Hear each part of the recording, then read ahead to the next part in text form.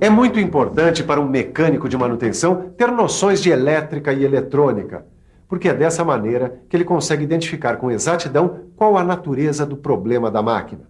A eletrônica é de utilização mais recente, mas a eletricidade e a mecânica já andam juntas há muito tempo. Qualquer eletrodoméstico ou máquina industrial é a prova disso.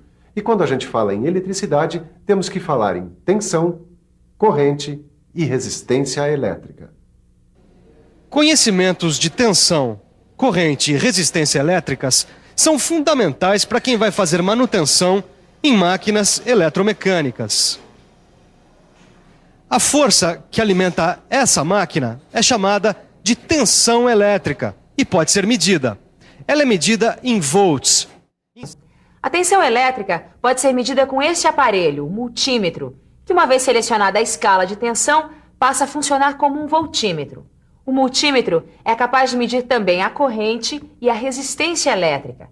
Para medir a tensão, conectamos os dois fios ao aparelho e as duas pontas de prova em pontos distintos do objeto em análise. Essa pilha, por exemplo. Conectamos a ponta positiva no polo positivo da pilha e a ponta negativa no polo negativo.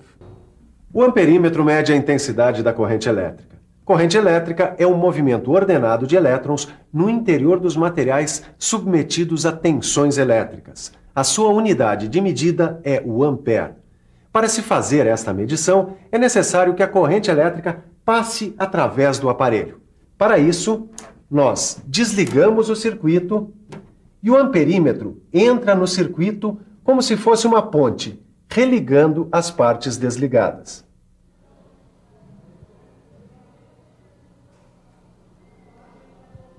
Em circuitos de alta corrente, como esse aqui, a interrupção para medição pode ser perigosa. Nesses casos, a gente usa um tipo de amperímetro conhecido como alicate. O amperímetro alicate envolve o condutor percorrido pela corrente e capta seu campo eletromagnético. Dessa maneira, indica uma corrente proporcional à intensidade do campo. Se o problema também não é com a corrente, então pode ser com a resistência elétrica de entrada. Resistência elétrica é a oposição do material à passagem de corrente elétrica. Quanto mais resistência, menor é a corrente. Máquinas elétricas e componentes eletrônicos apresentam uma resistência característica. Para medi-la, nós utilizamos o ohmímetro ou o multímetro, selecionando-se a escala de resistência. Ele é conectado a dois pontos de entrada de alimentação elétrica do equipamento e indica a resistência global do circuito, um valor expresso em ohms. Se a resistência de entrada for zero, significa que a máquina está em curto-circuito, ou seja, que os dois pontos de medição estão ligados eletricamente, formando um caminho curto para a passagem de corrente entre eles. Um circuito em curto pode se aquecer demais e dar início a um incêndio. Para evitar que isso aconteça, é que existem os fusíveis, que são componentes que só deixam passar uma determinada corrente elétrica. Aterrado quer dizer que o equipamento está ligado à terra através de um fio, o fio terra. Você já deve ter reparado que mesmo os eletrodomésticos têm um fio terra. É com ele que nós fazemos o aterramento. O aterramento protege os aparelhos porque os liga à terra, mantendo o mesmo nível elétrico entre a carcaça e a terra. Com o aterramento, não importa qual o tipo de problema elétrico que o aparelho tenha, ninguém leva choque. Nos equipamentos industriais é a mesma coisa. Os equipamentos industriais estão aterrados por meio dessa barra de cobre. As instalações elétricas industriais, em geral, possuem os fios fase, neutro e terra. O fio neutro é ligado à terra no poste da concessionária. Até chegar às tomadas, o fio neutro percorre um longo caminho. A resistência entre o fio neutro e o terra não deve ultrapassar 3 ohms. Com o equipamento aterrado, a carcaça terá sempre um nível de tensão de 0 volts se comparado com o chão no qual pisamos. Isso acontece porque a corrente elétrica circula sempre para o neutro, quer dizer, para a terra. É uma coisa que dá para a gente ver bem, por exemplo, num para-raio. O para-raio atrai a descarga elétrica com uma estrutura metálica e ela percorre o caminho até o solo, onde se dissipa. Choque! E atenção, se liga aí que é hora da revisão. Na teleaula de hoje, você aprendeu que máquinas eletromecânicas são as que utilizam tecnologia mecânica, elétrica e eletrônica. Viu que a tensão elétrica é a força que alimenta as máquinas e que pode ser medida com o voltímetro. E que com a tensão há corrente elétrica, medida em amperes com o amperímetro. Aprendeu também que a resistência elétrica é a oposição à passagem da corrente e é medida em ohms pelo ohmímetro. E viu a importância da ação dos fusíveis e do aterramento dos equipamentos.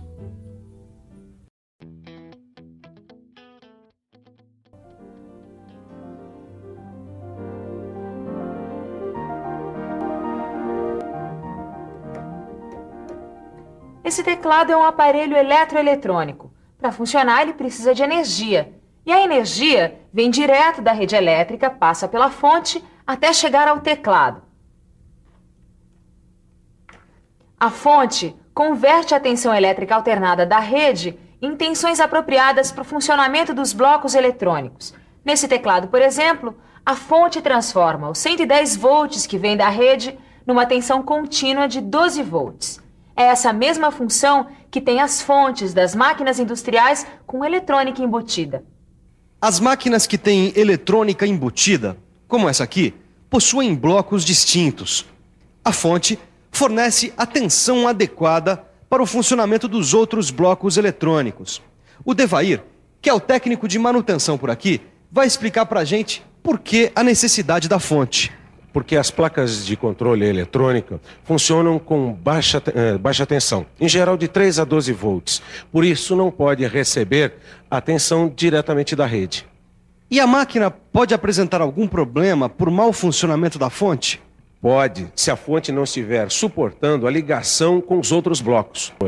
Placas de controle são a parte inteligente de aparelhos com comandos eletrônicos, como essa placa de controle de um forno de micro-ondas. Qualquer dessas placas, seja na máquina industrial ou no aparelho doméstico, ela é feita de fibra de vidro ou fenolite. Nela se imprimem trilhas de material condutor, geralmente cobre, para ligação de circuitos. Os componentes eletrônicos são soldados e ficam imóveis nas placas. E alguns componentes também podem ser colocados por meio de soquetes. Tudo bem, Durval, mas e se o problema for na placa de controle? É grave? Não, todo o sistema não vai bem quando as placas vão mal, compreendeu? Tudo bem, mas tem jeito de fazer manutenção? Tem. Além das placas de controle, as máquinas eletrônicas possuem placas de acionamento. O que são essas placas? São elas que fornecem as formas de onda e a tensão adequada para as cargas funcionarem. E se existir algum problema com as placas de acionamento, o que acontece? As cargas vão apresentar anormalidades e os motores podem parar, desandar, disparar, etc. O motor de uma máquina eletromecânica não é diferente desse aqui. Ele também é elétrico, quer dizer, recebe energia elétrica e a transforma em energia mecânica. Espera aí, ele não tem sensoriamento? Sensoriamento quer dizer que o sistema eletrônico é controlado por sensores. Você provavelmente já viu algum sensor em ação. O sensor de uma porta, por exemplo, que indica a presença da pessoa e aciona o motor e a placa eletrônica responsáveis pela abertura da porta. Sensores são usados para controle de qualidade, programas de produção das máquinas e até para segurança. Qual é a função de segurança dos sensores de uma máquina? Ele detecta a presença de um corpo estranho no trajeto da guilhotina e interrompe o sistema. O sensor dá uma resposta elétrica a um estímulo externo por ele reconhecido. E como podemos verificar se o sensor tem algum problema? O mais simples é fazer a simulação de uma situação que provoque a ação do sensor, verificando a resposta elétrica. Sem falar que... Dá para se perder mesmo, com tantos elementos diferentes num equipamento só. Mas nós vamos ver como tudo isso está integrado.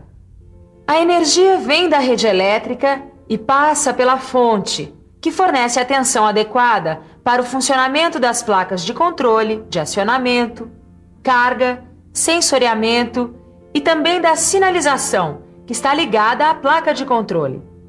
Todo esse esquema é encontrado em grande parte dos equipamentos das grandes indústrias que possuem muitas máquinas com eletrônica embutida em sua linha de produção e que, por isso, contam com laboratórios de eletrônica fazendo parte do seu esquema de manutenção. Qual é a necessidade desses laboratórios? Porque quando se constata um defeito no módulo eletrônico, o melhor é substituí-lo por um novo e trazer o módulo defeituoso para testes. E como se repara um módulo desses? Primeiro, com o aparelho desligado, pode-se medir as resistências elétricas dos componentes suspeitos e comparar com o módulo bom. E aí, então, trocar o componente defeituoso.